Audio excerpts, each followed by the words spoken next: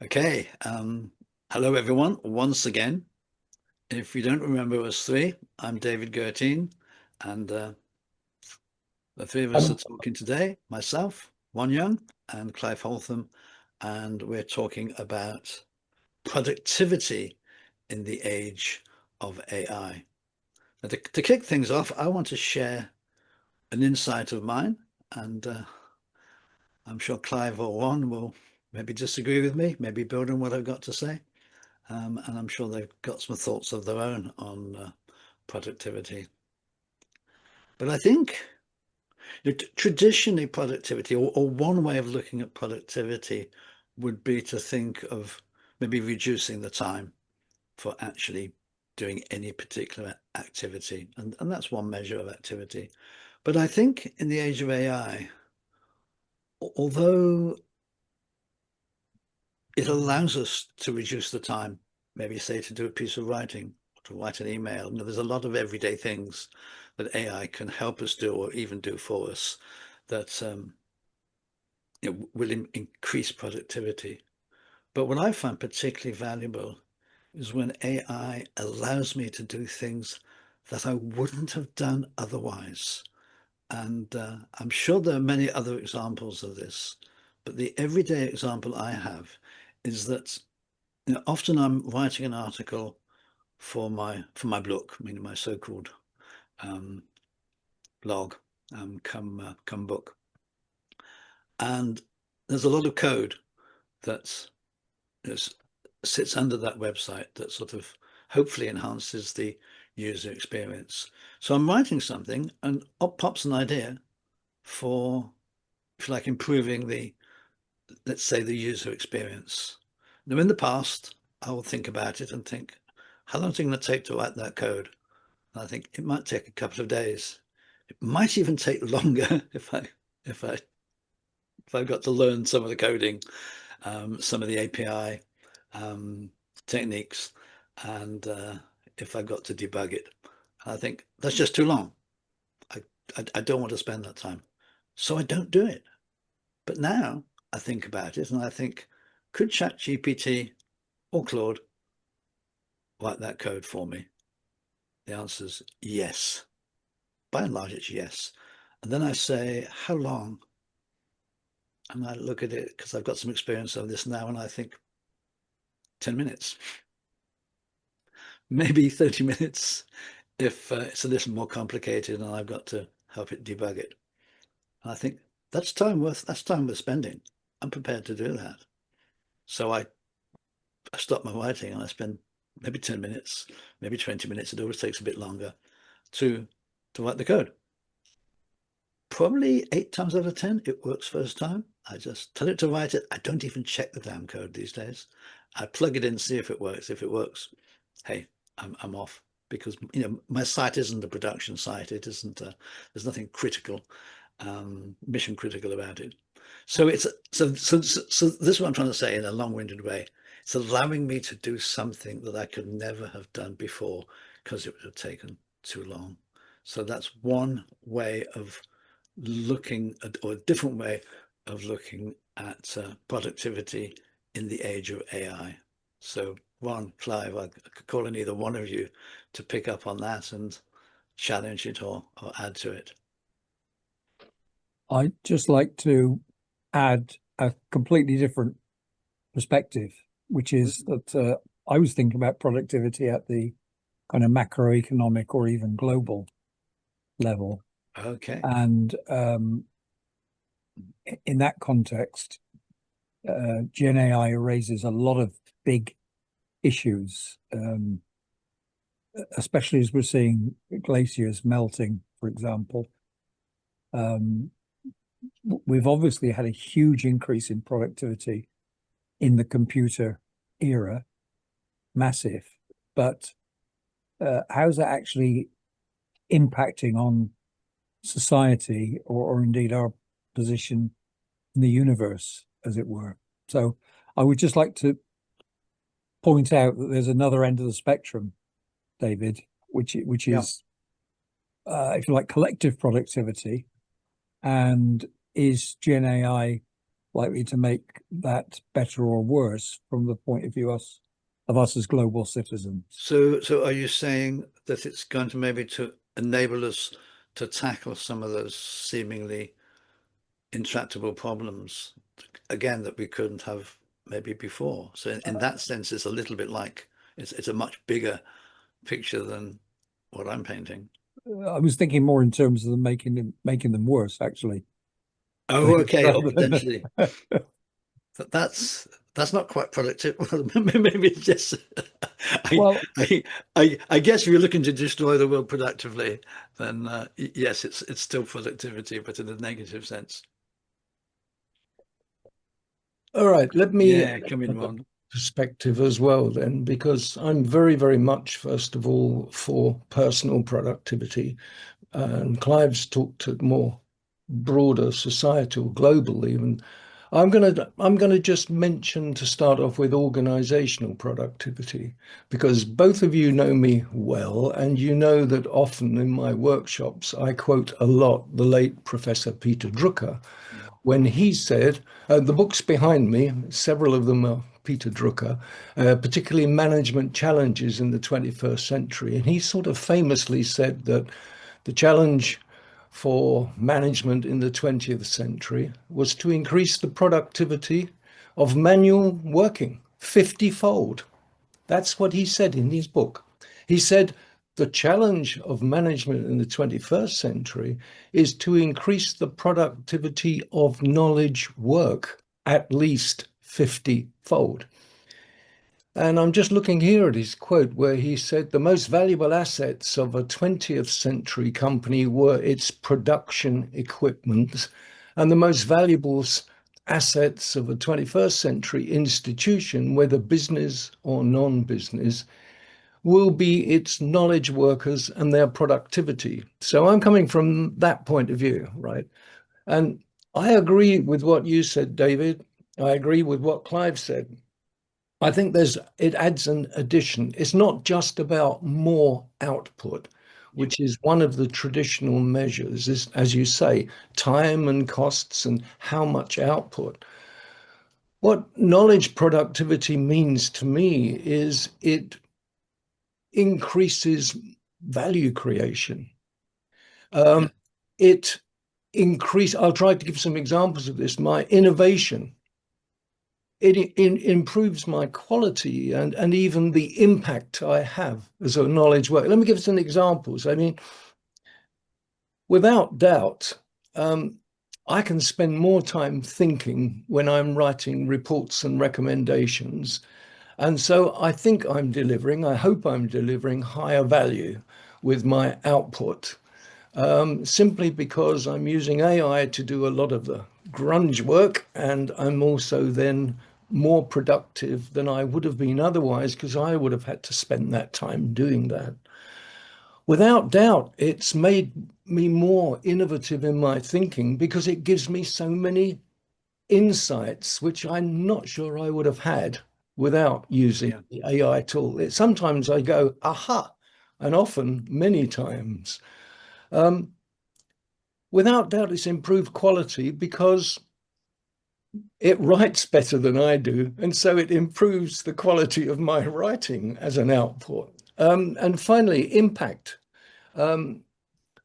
Because I get more time and I like to use it as an intelligent assistant for research, I'm able to give even more impact in my thinking, in my reports and recommendations. So I'm very much, and I apply that to Drucker at an organizational level with knowledge workers. The only thing I wanted to say and challenge us, if you like, is Drucker said it's about knowledge workers and their productivity. And he said initially that the initial value for a company is assets were its production equipment. We've now got a new type of production equipment called AI. And I'm not sure what I think about that, but that's my starting point anyway. Organizational productivity. Yeah, that's absolutely fascinating. I mean, You reminded me there of something that happened to me this morning. From somewhere, I popped a little video on YouTube of a American researcher trying to define life. And it was sort of like some form of informational theory of life, and it grabbed my attention. And I must have spent half hour having a very long conversation with ChatGPT about the definition of life. And it was kind of a sidetrack to what I do. But it gave me such amazing insights in having that conversation. And I can ask very specific questions related very specifically to my interests. So in terms of improving my thinking productivity, shall we say, which we don't normally think about thinking productivity. Yeah. It was phenomenal. And I'm sure, anyone who's used any of the Gen AIs, I would hope has experienced that. But I'm interested in what Clive had to say about the societal level and both the negative and positive impacts. I mean, be interesting if you could build on that, Clive. If I just keep going, perhaps on the organizational theme, which Rod has done, fine. because that narrows it a bit. We've known for a long time that you can improve individual productivity, and yet organizational productivity doesn't necessarily improve. And I am concerned about an over-focus on the individual side, because the real challenge for organizations, whether they're at state level, business, or even the family level, is a collective enterprise. And I'm actually quite anxious that in striving for individual productivity, we may be endangering our collective productivity and indeed our well-being. I speak as someone brought up in the 50s and 60s, and I was led to expect I was going to have a 20-hour working week by the time I got to my present age. Now, that hasn't happened. So what is the benefit of all this increase in individual productivity, as it were, if it's not showing up in collective well-being and individual well-being? I'm just at a point now where I'm getting fed up with hearing the hype about AI and not seeing it converted into benefits for us as human beings. All right. Shall I jump in on that? Yeah, jump on that one. It's definitely improved my product, but let me expand on that a bit, because I think what that's reminded me of, Clive, as well, is that because we might be able to increase our productivity of thinking, that could mean that it's even worse for us in one sense, because I'm suggesting before AI that we do not give our workers enough time to reflect and pause for a moment, which is a key part of organizing our knowledge, isn't it?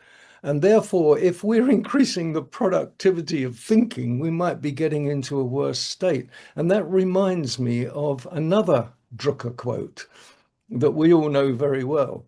It's one that productivity is all about doing things more efficiently and more effectively. But Drucker went on to say, what if that means we're doing the wrong things efficiently? It's about doing the right thing efficiently. Yeah. So I sympathize with this, but I also think that because AI is happening so fast, we're going to go through this turbulent transition where we're going to make mistakes, or we're going to see but the good effects, I believe, will come through, and I'm seeing the good effects in my personal work. But I am feeling a lot of concern from people I talk to about the use of it. So I think that turbulent transition is almost a necessary step to go through, and hopefully we'll come out the other end better for it. Hopefully, yes. There's certainly going to be a lot of turbulence. That piece there about doing the doing the right thing is an important one. And clearly, in terms of productivity in the past, individually or as an organization, we may well have wasted a lot of time, wasted a lot of productivity doing the wrong thing. And I guess that's one way of looking at it, is that whenever we do anything, either personally or as an organization, I mean, simply to tell AI, this is what I'm about to do. Am I doing the right thing? You know, give it the context and say, you know, am I doing the right thing? Where could I be wrong? Or where could we be wrong as an organization? And actually, maybe if we did that alone, it would make a massive difference.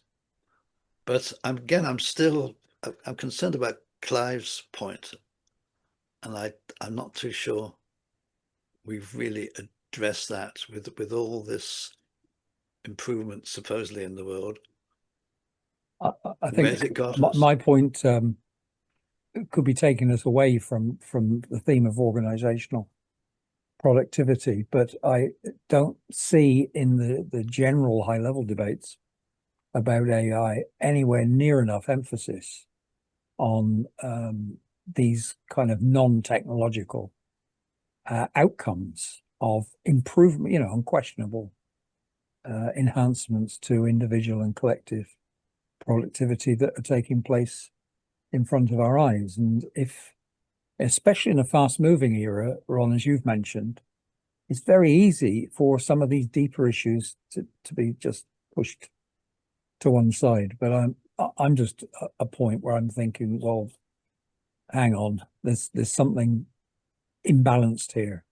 If the benefits to individuals and our collective situations, as I say, whether in family, work, or society, are not being balanced, there's a lot of dangers. After all, the Industrial Revolution of the 19th century led to incredible upheavals, riots, It's rebellions, interesting you saying that, Clive. wars. That was just going through my head, the parallel with the Industrial Revolution.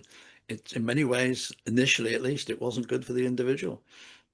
It really wasn't. Well, we say that. I mean, I'm not too sure. Would I rather be working in a sweatshop in a mill, or would I be, you know, prefer toiling on the land? Neither are particularly attractive today. It was more that being released from the burdens of just existing, which was the pre-industrial revolution, citizens had time to think about, you know, what sort of deal am I getting from this? And that was the cause of the political upheavals which took place. I guess for a long time it was all about survival up until really quite recently. And now, hey, the fact that the three of us can get together and have conversations like this is a very big sort of revolution in society. And you've only got to go to YouTube and look at the podcasts and the interviews and the lectures and things that have been recorded to realize it's more than just AI itself that's having a massive impact. It's all of it together is sort of greatly accelerating our ability to think and to share ideas and move forward. Just to come back to a slightly more positive tone, all three of us are in many ways individual knowledge workers, even though we work in a collective context. But when we move into a business or organizational context, we've got colleagues at all sorts of different individual stages relative to their use of Gen AI. And the bigger issue to me at the moment is how can we move towards a critical mass of the entire workforce, from CEOs to frontline blue-collar workers, adapting to, exploiting, and benefiting themselves from Gen AI. Yeah. I think, two points here, picking up on what you both said. First of all, what you said, David, about the Industrial Revolution. Again, I was watching a YouTube recently where somebody said, well, in the Industrial Revolution, the technology, without doubt, removed people's jobs. And people were told at that time by senior management, well, tough, you'll have to upskill, right? And what was nervously funny for me was he said, it's the same now. Knowledge workers, basically AI is likely to take a lot of the manual work of knowledge work, and the senior management will say, well, tough, upskill. But to me, what I'm interested in is, to what degree does this help me make better decisions? At what degree does it help me improve the actions I take? Because at the end of the day, it's the decisions we make and the actions we take that are the important bit, aren't they? And how AI can help us do that. It comes back to doing the right thing again. Doing the right thing, yes. So Drucker was Be right at an on that. individual level, at an organizational level, and certainly at a societal level. Yeah. Yeah. Time will tell, will it not? And that might be a good place to stop there. So thank you, Clive. Thank you, Ron. Thank you, David. Thank you, David.